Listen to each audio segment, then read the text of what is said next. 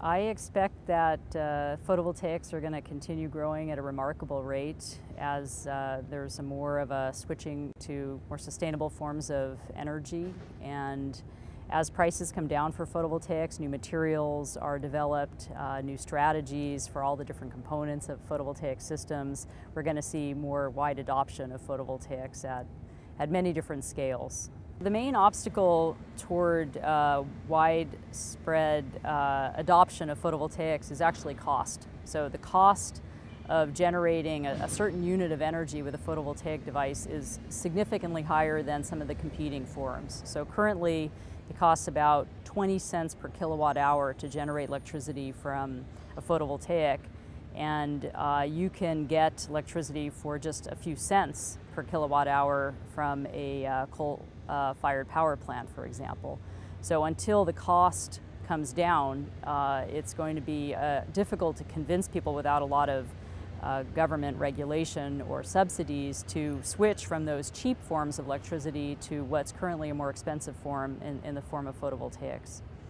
So you can achieve lower cost in two ways. One is you make the device or all the components cheaper, and the other way is that you make them more efficient so that for a given cost you could get more electricity out, and there's lots of work being done in tackling both of those problems.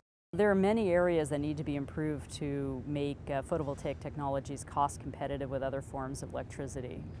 My own interest personally is on one aspect of that, which is on making better materials to absorb sunlight, better semiconductor materials from which these photovoltaic devices are constructed. The predominant material that's been in use for decades and is still the biggest type of, most common material for photovoltaics is silicon. So it's effectively the same kind of silicon that's used to make microelectronics.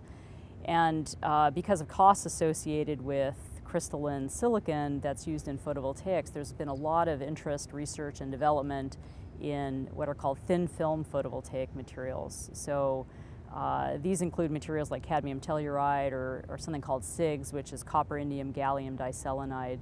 And if you look at materials like that and you start thinking about large-scale deployment, getting up to terawatts of power generated with photovoltaics, you start to realize that we really need to be concerned with what elements we're making those photovoltaic materials out of. Are there enough of them? Are they expensive? Are there going to be difficulties extracting the different materials? And the focus, I think, and this is an interest of a number of people, is to start looking at earth-abundant and non-toxic materials for making photovoltaic devices.